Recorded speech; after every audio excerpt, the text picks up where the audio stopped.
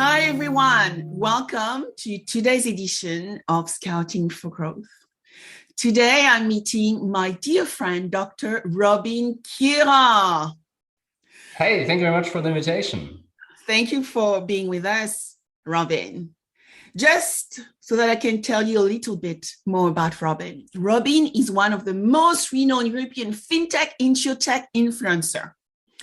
Robin set up digital scouting in 2017, and he set that up as a platform which gathers today 400,000 followers. And, you know, in our industry, this is not insignificant. I remember as well writing a few articles for Robin around business model disruption. Robin is a thought leader, an entrepreneur, and a senior leader as well. He's worked with also thought leaders, entrepreneurs, and senior managers in finance and insurance now for years. And what he aims to do is provide practical tools and techniques around lesson learned within our industry, but also within the insurtech sector. So thank you, Robin, for being with us today. Thank you for these flattering words. You have always been my role model, so I'm always blushing when people say things like that. Yeah, amazing. I mean, you have been doing so much work for us. I remember when we've met in conferences where you've been also recording and trying to democratize knowledge around insurance and make it simpler. So thank you for your hard work too. Thanks. So I want our listeners to understand your parcours, you know, what got you to where you are today, where you started, and where you are going as well, Robin. First of all, its life can be ironic because I have now a consulting company and a marketing agency. And you cannot believe I don't like these marketing agencies, guys, and I really despise consultants. So that's the irony of it all. But let me share what makes this maybe a little bit different. So I started as an insurance sales agent. So I really started from the ground up, sitting on the couches, trying to sell liability insurance for 14 euros commission. So I was part of a management program that was really fancy, but in the end, it was selling insurances on the insurance policies on the street of Hamburg. And I always say between me and the Allianz CEO were 27 different layers of hierarchy. Between me and the one below me, that was just the street, street heading to the client. Now it's fun to talk about it, but in the end, it was a pretty harsh education. Why? Because I saw a huge gap between what insurance can be, helping people, protecting them against the little risks of our lives, and the reality of selling insurances. When there are accidents insurance month, then we sell accident insurance. When there comes a new product in long-term care, then we sell that, which not necessarily had something to do with actually the desire and the demand of the client. I know everybody says, oh, we don't do that. We don't sell products. We consult. Yeah, all right. Let's talk at the end of the year. What are you doing then?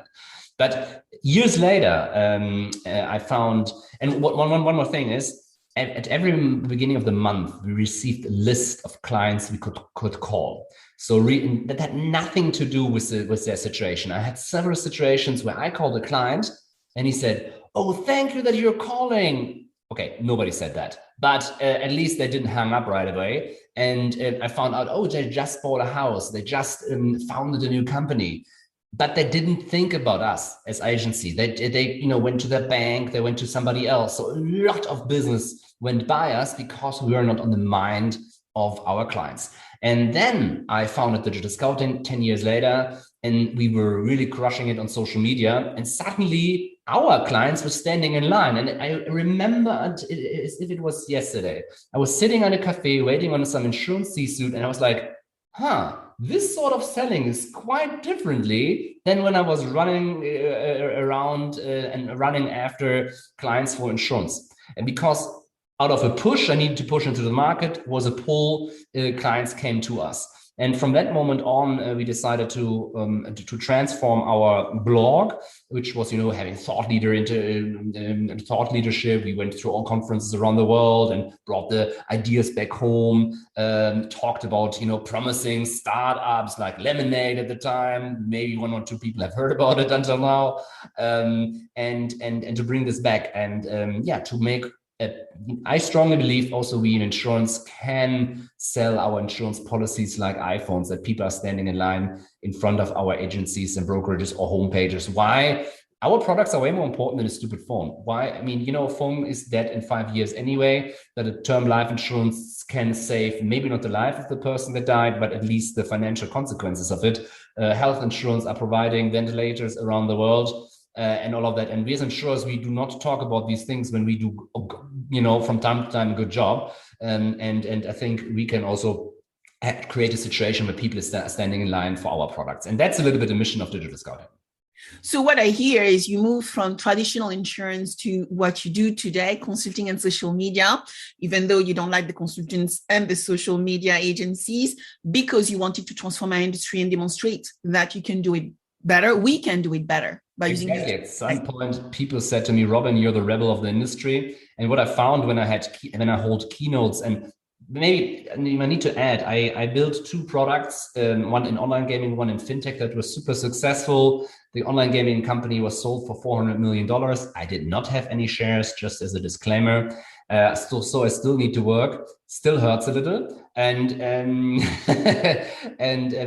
what I want to say with that is, I was pretty independent because I was thinking you build 2 apps that made over $1 billion, so you will find a job at some point, even if you make everybody in this room mad. And this room was full of insurance experts and employees and professionals. And what I found when I talked about the elephants in the room in 2017, 18, 19, that at some point the other rebels in the room, maybe still wearing a tie and a suit, contacted me and said, Robin, we see it exactly like you. We wouldn't say it in public, but we see it exactly like you. And we actually want to save the industry and our insurers, please help us.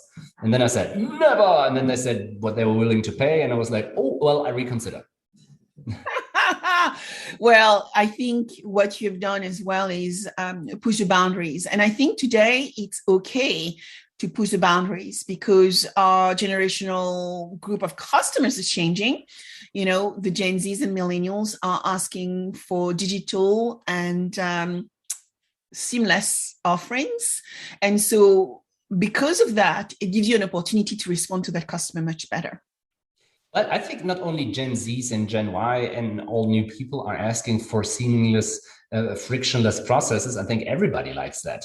It's like I just kind of share a story not about the insurance industry. My razors. I have electric razor which can do wet and dry raising. I don't know. Do you say raising? And the station where you load it broke. I love Philips. All my Dutch family has worked for Philips, so I only buy Philips. Yeah. So I tried to get this thing on Amazon, this station to recharge the razor. It was not possible. So I went to Philips website. I couldn't order it on my phone because there was some bug on their website. So I ordered it actually online with that. So I had a break. I couldn't do it in the moment I needed it. Second, then they are sending it now with a really disastrous parcel delivery service. And so the user experience is horrible, even though I love the brand. And I think we need to, everybody loves frictionless. All technology that broke through, reduced friction in the process. And it's not only, I think that the tolerance of Gen Zs and newer generations are just lower. They have not the same tolerance when it comes to incompetency and friction. And by the way, I think that's just right. Yeah, it is just right. So tell us, how did the idea come to you to build this global social media engine? Well, first of all, I really love insurance. I think it's a great product. I think we have very brilliant people working in the industry. We have lot of good people working in the industry. And what I found, what was quite ironic in the beginning, that it seems to me at least, that most insurance ecosystems, like countries like Germany, France, Britain, USA, they haven't had nothing in common. They hadn't have any exchange, but there were so many interesting use cases in the UK, in France, in the US. And I wanted really to get to know what's really going on. And because there's one thing to just cite an article of a journalist who has never, who barely speaks English to talk about international trends. Or I wanted to see the international trends. And I loved also speaking, probably also was good for my ego. So that was my inner desire to bring these great ideas back. And by the way, what people said back in the days, there will never be an insurance policy sold via a chatbot. And I still remember how I went to, by the way, before I went full force into digital scouting, I went to an insurance C-suite with the YouTube video Lemonade just released. And I asked him, what do you think, how many years it's going to take until this app is going to go live? And he said, 3 to 4 years. I said, this app is live now. And the second thing he said, oh, we're working on something similar. Funny fact, until now, they have no decent app. So digital scouting, tell me, how did that name came about? Okay, there are 2 approaches to finding a name and a logo. First approach is to have a workshop, to think about things, and to have experts, and to have designers and all of that. I did not do that. I thought about the idea of digital scouting for a long time. I just had the name in mind. And at some point, we had our first media partnership with a conference. And then they said, oh, do you have a logo? I'm like, oh my God, my company doesn't have a logo. So I went to Canva and just made a logo in 5 minutes, sent it to them. And that's our logo. So yeah. Well, but you said you were thinking about the name for quite a while. So what I want to know now, what were your ups and downs? You built a very renowned brand across our industry now in multiple markets. Yeah. What were your ups and downs, Robin? So my ups and downs were, actually, there were no downs. So I did this part-time besides being a chief product officer for a private bank, where we built the second app that was pretty successful. And we always grew organically. My downs were only stupid mistakes by myself. I don't know, hang on to a bad tax advisor for too long, things like that. But there were no downs. The only down thing I really see is that COVID prevented us from meeting and seeing. That's the biggest pain for me. I really hate it. I was really annoyed that Joe Biden didn't let us into US for ITC last year. I was really, really annoyed by that. And I hope we're going to do this very, very soon. I'm actually hoping to see you all in March in London, and I think in Europe where the first shows start. Yes, we will be in London, and we are planning a few interesting things as well, which we'll tell you hopefully very soon. So there is this quote I found on your profile, and I would like you to tell me a little bit more as to what inspired you in putting that quote, into your profile on LinkedIn. 20 years from now, you will be more disappointed by the things you didn't do than by the ones you did do.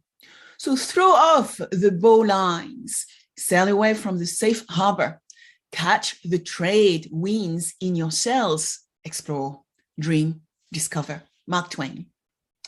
Yes, I really love this quote because it reminds me of what I should do and what I should not do. When I announced at Allianz that I was leaving this headquarters working at a department called Board Communication, which was the project management office for the board of Allianz Germany, I said I'm going to an online gaming company that hasn't been around for 3 years. People were really calling the company doctor to see like high fever or something.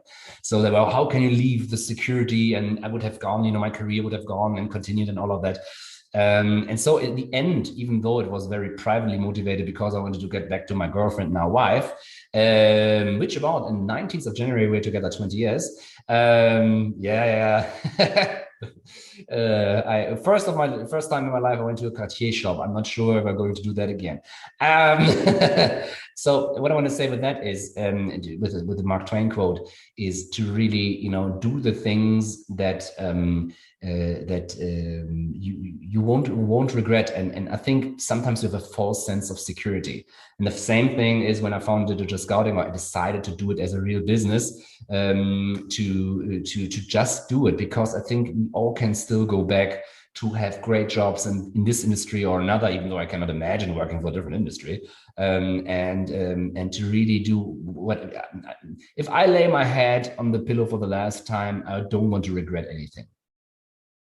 And no one should regret. And I think I've learned the same lesson from you, because I worked for very large companies for 18 years of my life. And I made the shift 6 years ago when I decided to work with tech startups, actually, which were trying to work in insurance. And so that's where InsurTech started. And also wanted to become closer to investors and PE companies. And so I thought to be able to do that, I needed to create some level of freedom for me to think, to work on the laptops I wanted to work. I'm a Apple person. Everything in my house is, branded with that specific brand. Anyhow, I just wanted some level of freedom, some ability to think laterally, and actually being able to go wherever I wanted, when I wanted, and actually drive value in different ways. Which takes me to this amazing book you've published and which came out just recently, I think just before Christmas. I saw this pink and yellow book on my Instagram. And so tell us how this project came about. So it's called To Sell More with Attention Hacking. And the hammer shows that we should use the hammer in communication. And it's in German, but the translation in English is ready. I'm just looking for some organizational steps and designs, and I actually need to review it this weekend. So the English book is coming out, I hope before March, so we can, I can bring them all to all the conferences and make I hope I'm going to get my copy, sir, yes. Because I was looking on amazon.co.uk. I could not get it. It's like, what is going on here? Yeah, never do it with a small editor, I would say, or publisher. All right, so what's the book about? The book is about how can you get the attention of the target group, can be B2B, can be B2C, and we share actually all our secrets, what we found out.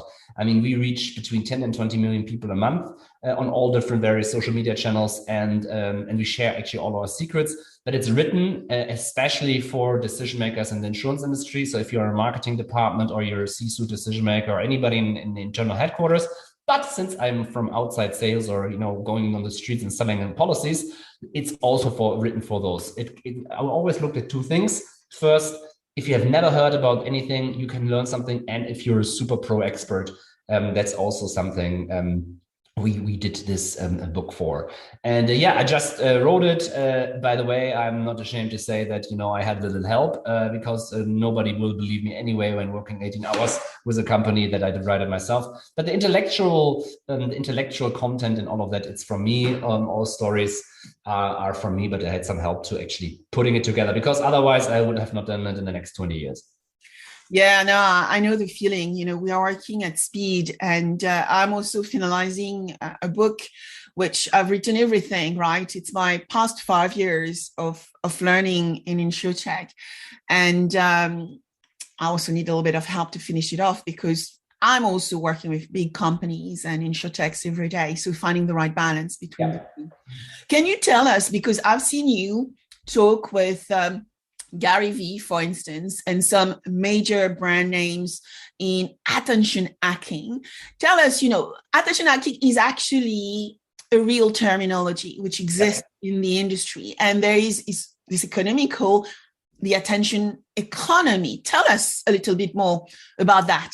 So I can only say what I understand as it. So I'm Gary Vaynerchuk, and I had some encounters that was really, really nice. Or also Grant Cardone in real estate play, Rachel Cruz from the Dave Ramsey team, or I will have a show with Anthony O'Neill soon, and Guy Kawasaki, not to forget, and others. So that were really some superstars we had there, and also a lot of insurance C-suits. But what is attention hacking is about? It's when I see an ad or get a letter from my insurer or a bank, it's mostly about them. They want data from me to fill it in their form. It's always about them, but it's never about the client. And the irony is, if you look at super successful insurance agents, for them, it's always only about the clients. It's funny, it's like a true law through history. If you want to sell a person something, be nice to him, her, deliver value, and business will come. Really funny concept. It works. And the idea is, back in the days, you only could grow your business by scaling your sales force, by hiring more people. And we are the first time in history, I believe, where you can scale your sales activities and your sales success and your revenue detached from the growth of hiring new salespeople. And the magic is attention hacking using digital media, pictures, graphics, animations, and video. Did I mention video? Video. You need to really have a video department. If 50% of worldwide international internet traffic is video, and you have 2 videos on YouTube with 300 views as a multi-billion-dollar company, you have a problem.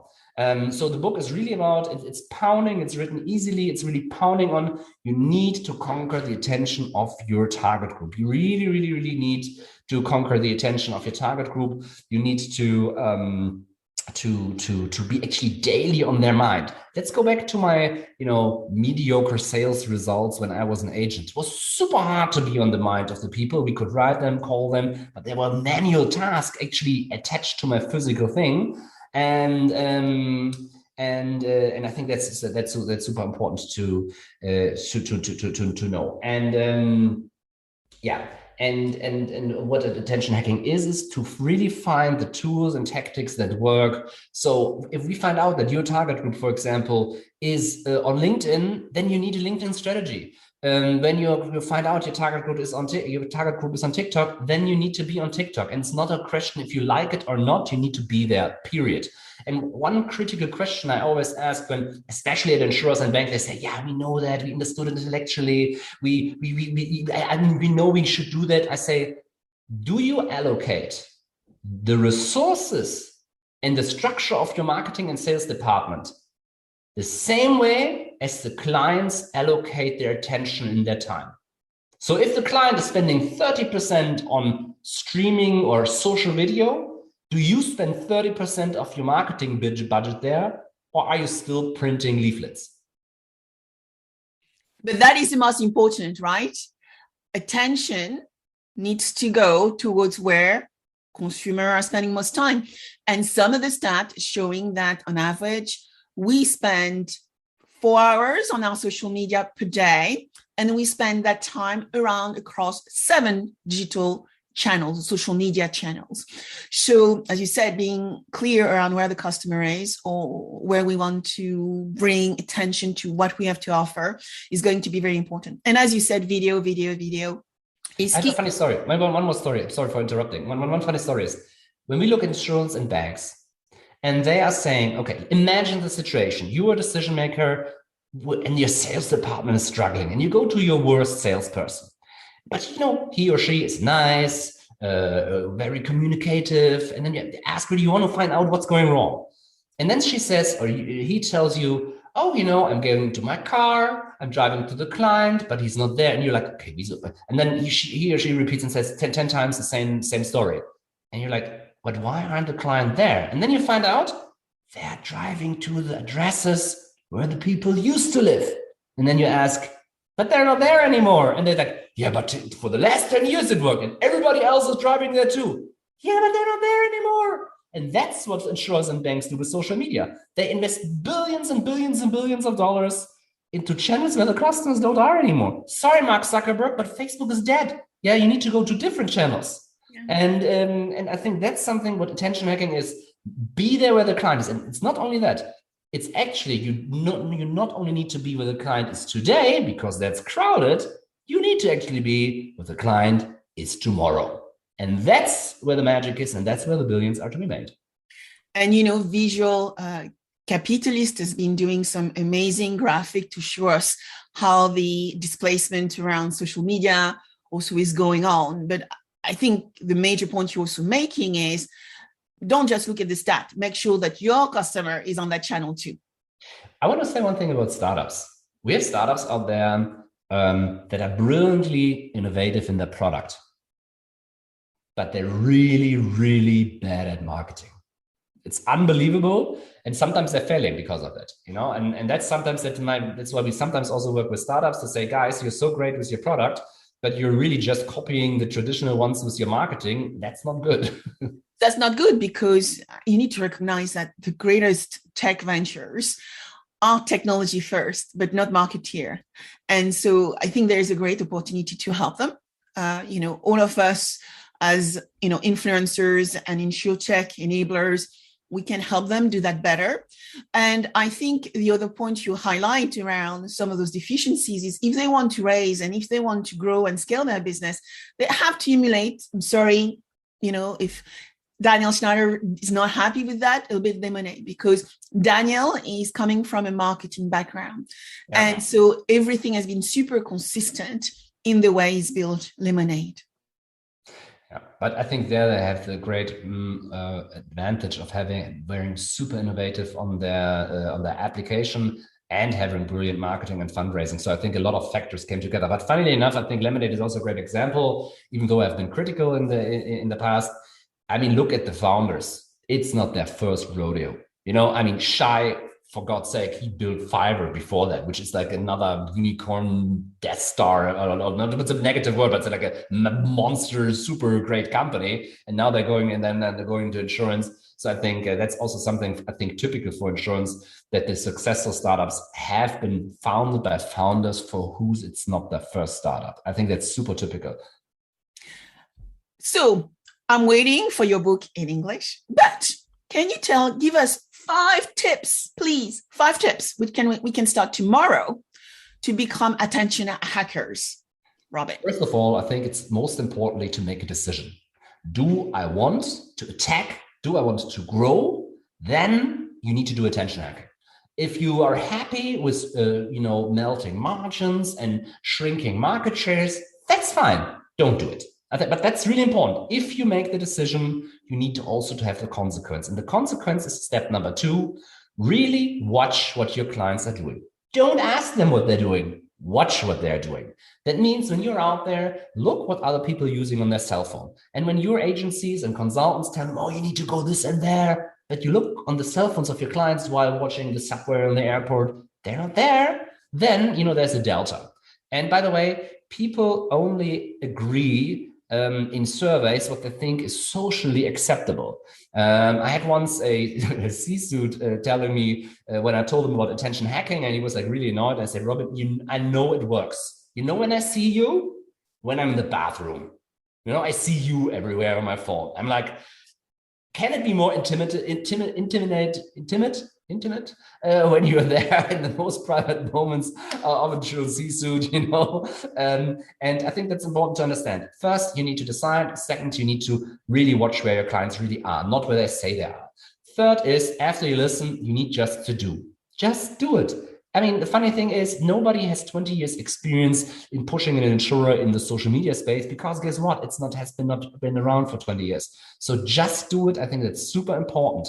But you also need to change your philosophy, and that's step number 4. You change your philosophy, how you produce content. I cannot count the numbers when I go into an insurer and they say, oh, Robin, you don't have any money. And say, okay, how much money did your last image movie cost? $250,000. I'm like, yeah. I mean, you could do a year budget attacking the internet with that in certain levels with that, and not having one movie only the board actually saw and nobody else did.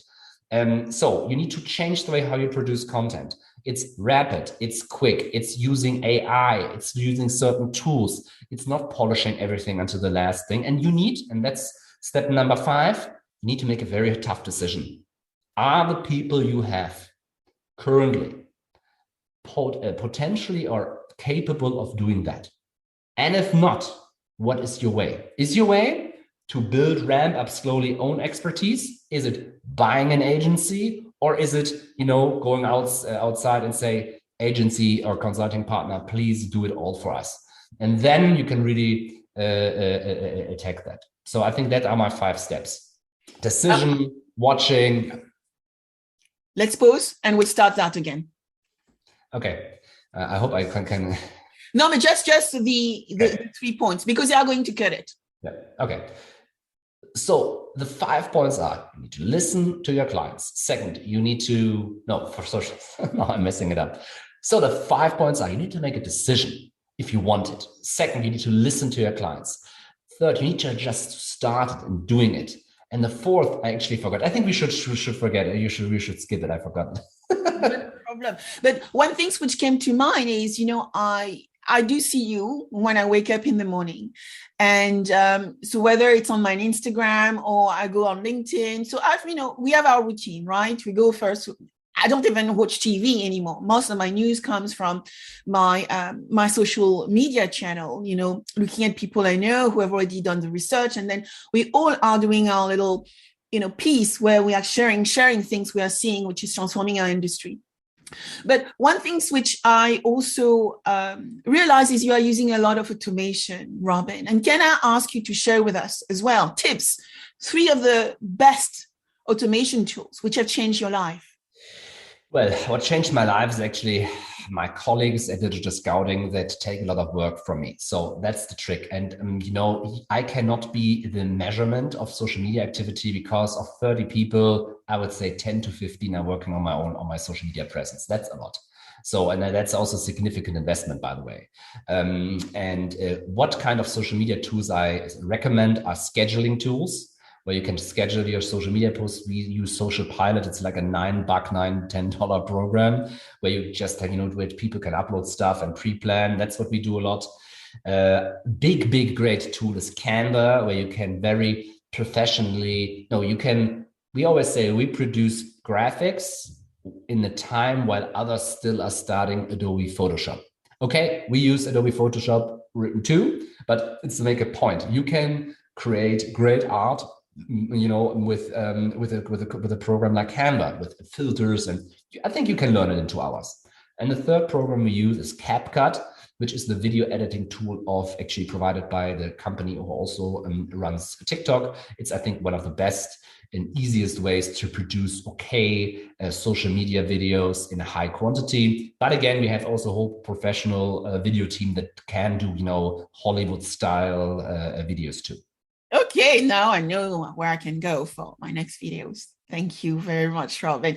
So I will ask you now. There is so many questions I wanted to ask you, but we're coming at the end of our little discussion. If you were going to give 3 advice to you when you were younger, 10 years ago, what would be those advice? My first advice would be work not so much. I think that's something I did, my team always laughs because I cannot imagine that I even worked more, but actually did. I would work less a little bit. Second is I would do the uncomfortable things, because I still remember when in my dorm a million years ago, somebody told me you can install small programs on your computer and then you can mine like weird coins. And I was listening to that, but I was not grasping it intellectually. And I think it's important to have unconventional priorities, to do things that don't make sense at the point, but who can be great. TikTok, for example, is an example. We started that when nobody did, and as an unconventional priority, as a research and development product. So that's what I would do unconventional priorities. And when you are triggered by things, but you don't do it because they're not comfortable, that's the point, how to try it out. Also to be intellectually flexible. I mean, I love the insurance industry, but we are also looking at others, just also to grow and to learn outside of our, family, I want to say. And the third one is what I would even do more, go more on conferences, even more events, to meet more people, because that's the beauty. And by the way, I think the insurance and InsurTech community is also one of the things that carries me through this zombie apocalypse. Yeah, you're absolutely right. We have a great community. We are, at the end of the day, a relationship-based industry. And so we need to share that. And I agree with you. There are so many opportunities in insurance, but also in adjacent markets, as we also see a lot of other sectors reaching out to actually understand how, risk management and risk mitigation becomes part of their embedded offering. So thank you, Robin, for being with us today. Where can we find you? Everywhere. So LinkedIn, Twitter, TikTok, Instagram, Pinterest, YouTube, name it, or on our website, digitalscouting.de. Thank you. Thank you.